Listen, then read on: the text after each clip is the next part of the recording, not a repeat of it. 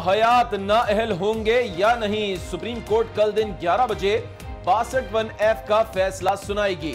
14 फरवरी को फैसला महफूज किया गया था। साबिक वजीर आजम पेशकश के बावजूद फरीक नहीं बने थे। सियासतदानों को नवाज शरीफ की ताहयात नाअहली मुश्किल दिखाई देने लगी। आज न्यूज के प्रोग्राम फैसला आपका में अपने अपने फैसले सुना दिए। उनको अगर 5 साल के लिए करते हैं आप तो life time is very difficult, मुश्किल लगता है। लेकिन अगर 5 साल के लिए भी किया जाता है तो अगला टर्म ज़ाहिर है वो नहीं होंगे, लेकिन उनका एक सिंपैथी फैक्टर जो है उसको वो अवेल करने की कोशिश करेंगे इस पे। अगर आप झूठे हैं या मक्कार हैं या खाइन हैं, सादिक और अमीन नहीं है, तो इसका मतलब ये थोड़ी है कि वक्त गुजरने के साथ आप फौरन सादिक और अमीन हो जाते हैं। ये मामला मियाँ साहब का पीछा नहीं छोड़ेंगे। 5 साल है तो भी भुगतना पड़ेगा, ताहया तो नहीं होगा। 62(1)(f) का फैसला कबूल करेंगे। तर्जुमान वजीर आजम का ऐलान, कहा फैसला जहांगीर तरीन पर भी लागू होगा। फवाद चौधरी कहते हैं पार्लियामेंट की गैर संजीदगी के बायस अदालत को फैसला करना पड़ रहा है। आज न्यूज के प्रोग्राम जी फॉर गरीदा में गुफ्तगू।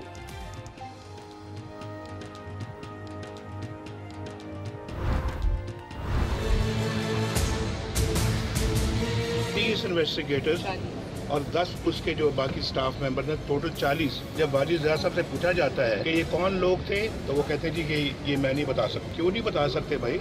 ये कौम जानना चाहती है। ये आप इस मुल्क के मालिक तो नहीं हैं। वो 40 अफराद कौन थे जिन्होंने JIT रिपोर्ट बनाई? वाजिद ज़िया GIT के सरबराह हैं, मुल्क के मालिक नहीं। वो क्यों नहीं बताते कि ये नामालूम अफराद कौन थे? नवाज शरीफ एहतसाब अदालत के बाहर फट पड़े। कहा कौम जानना चाहती है कि इस मुल्क की तकदीर के फैसले कौन कर रहा है।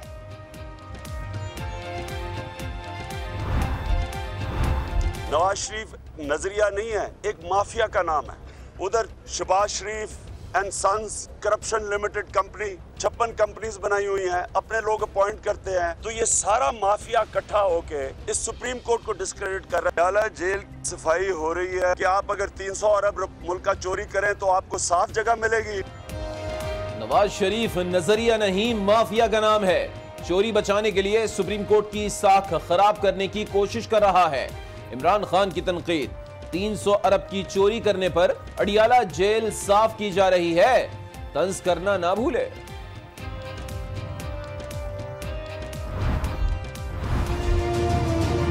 कुछ ही अरसा गुजरा है कि फ्राटा में अमन आया है और लोगों ने एक और तहरीक शुरू कर दी है। कुछ लोग पाकिस्तान में जो बाहर से और अंदर से पाकिस्तान की सालिमत के दरपे हैं, उनको हम ये बताना चाहते हैं कि आप जो कुछ भी कर लें, इंशाअल्लाह ताला जब तक ये फौज, इसके पीछे ये कौम खड़ी है, इंशाअल्लाह पाकिस्तान को कुछ नहीं हो सकता। फाटा में अमन आते ही नई तहरीक पर आर्मी चीफ को तशवीश। कुछ लोग मुल्की सालमियत के दरपे हैं। कौम और उलमा के खिलाफ मुकदमात खत्म करने का मुतालबा कर रखा है।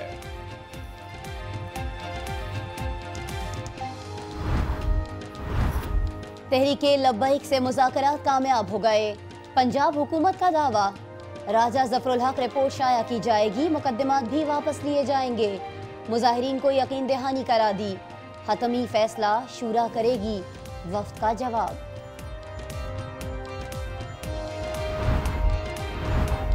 एहतजाज की आड़ में रियासत दुश्मनों से निमटना हदफ है। आर्मी चीफ का पैगाम, दहशतगर्दी जड़ से उखाड़ फेंकेंगे। वतन और अवाम की हिफाजत अव्वलीन तरजीह है। दौरे पेशावर में अरकान असेंबली, ताजिर बिरादरी और वकला से गुफ्तगू।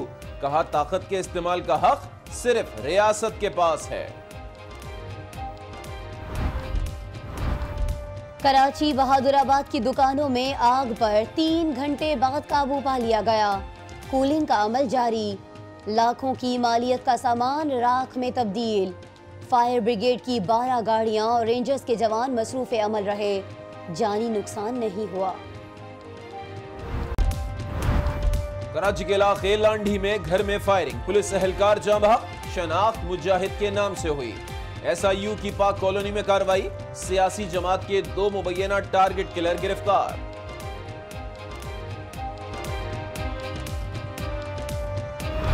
जाएगा।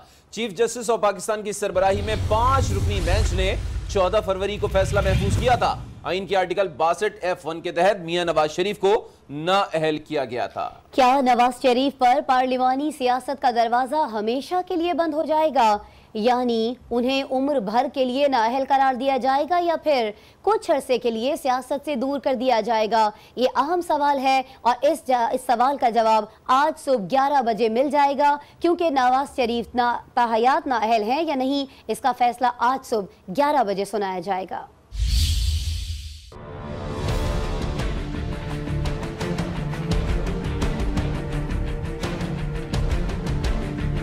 नवाज शरीफ की नाअहली ताहयात या मिलेगा रिलीफ, फिर एक बार सुप्रीम कोर्ट फैसला आज सुनाएगी। आर्टिकल 62(1)F के तहत नाअहली की मुद्दत के तयन के केस में सुप्रीम कोर्ट के 5 रुकनी बेंच ने 13 मुख्तलिफ दरख्वास्तों की समाअत की थी और दर्जनों सुनवाइयों के बाद 14 फरवरी को फैसला महफूज किया था। तमाम फरीकीन ने अदालत से इस्तदा की थी कि आर्टिकल 62(1)F के तहत ताहयात नाअहली का कानून खत्म करके उसकी मुद्दत का तयन किया जाए। रिपोर्ट आपने देखी। नवाज शरीफ की नाअहली से मुतालिक फैसला आज सुबह 11 बजे सुनाया जाएगा। चीफ जस्टिस ऑफ पाकिस्तान की सरबराही में 5 रुकनी बेंच ने 14 फरवरी को इस केस का फैसला किया था, लेकिन उसे महफूज किया गया। आइन के आर्टिकल 62F1 के तहत मियां नवाज शरीफ को नाअहल किया गया था। क्या नवाज शरीफ पर पार्लिमानी सियासत का दरवाज़ा हमेशा के लिए बंद हो जाएगा, यानी उन्हें उम्र भर के लिए नाअहल करार दिया जाएगा या कुछ और फैसला आएगा? इस बारे में कल सुबह मालूम हो जाएगा। उधर वजीर आजम के तर्जुमान मुसद्दिक मलिक कहते हैं कि 62(1)F का फैसला नवाज शरीफ से मुताल्लिक होगा। ये फैसला जहांगीर तरीन पर भी लागू होगा। अदालती फैसले को कबूल करेंगे। फवाद चौधरी कहते हैं कि पार्लियामेंट की अदम संजीदगी की वजह से फैसला अदालत को करना पड़ा। वो आज न्यूज़ के प्रोग्राम जी फारग गरीदा में गुफ्तगू कर रहे थे। और ये भी वैसा ही एक केस है जो असूली तौर पर सुप्रीम कोर्ट में नहीं जाना चाहिए था और पार्लियामेंट को रिजॉल्व करना चाहिए था। लेकिन पार्लियामेंट को चाहिए था कि आर्टिकल 62 और 63 के नीचे कानून बनाती और उसमें ये वाज़ेह करती कि कितनी मुद्दत की नाअहली जो है वो ये आर्टिकल्स करेंगे। अब पार्लियामेंट जो है वहाँ पे कोई काम होता नहीं है, पॉलिसी जो हमारे पार्लियामेंट में बनती नहीं है, उसकी वजह से ये जो मामलात हैं जो पार्लियामान को तय करने चाहिए वो भी सुप्रीम कोर्ट में जाते हैं। इमरान खान साहब को छोड़ दिया गया, जहांगीर तरीन साहब को बांध दिया गया।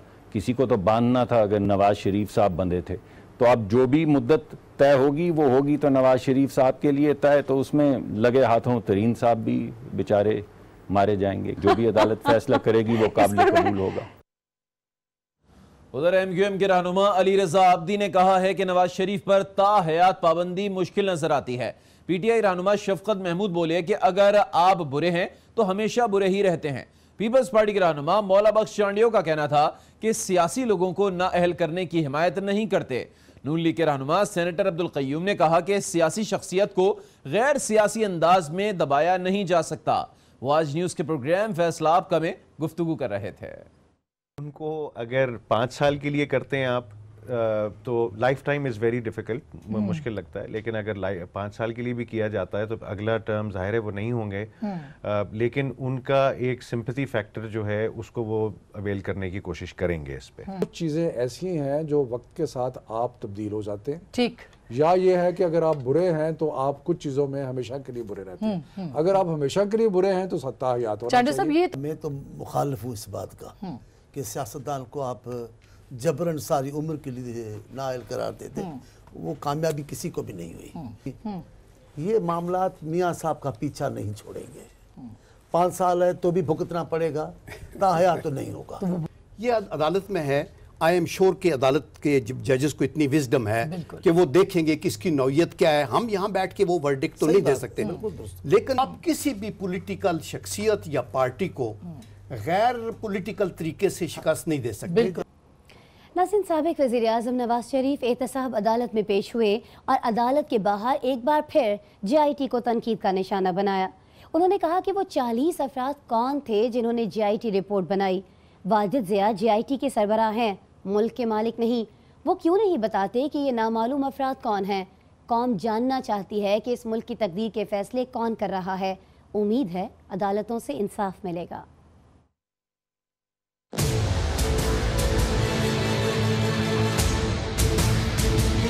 JIT की जो रिपोर्ट बनी है उसमें 40 लोग जिनको कोई जानता नहीं है, कोई पहचानता नहीं है कि वो कौन लोग हैं, 30 इन्वेस्टिगेटर्स और 10 उसके जो बाकी स्टाफ मेंबर हैं, टोटल 40। ये कौन लोग थे जिन्होंने इस इन्वेस्टिगेशन में आके तो हाथ बटाया है या उनकी मदद की है। जब वाजिद ज़िया साहब से पूछा जाता है कि ये कौन लोग थे तो वो कहते हैं जी कि ये मैं नहीं बता सकता। क्यों नहीं बता सकते भाई? ये कौम जानना चाहती है। ये आप इस मुल्क के मालिक तो नहीं हैं। आप JIT के हेड जरूर हैं लेकिन इस मुल्क को कौम के मालिक तो नहीं हैं आप। ये कौन से फेसलेस लोग थे? मरियम भी जानना चाहती है, इसके खिलाफ ये मुकदमा है। और ये नामालूम अफराद कहाँ से आए थे? इस केस से बहुत सारी चीज़ें अनअर्थ हो रही हैं, बहुत सारे फैक्ट्स जो है ना वो सामने आ रहे हैं जो छुपे हुए थे आज तक।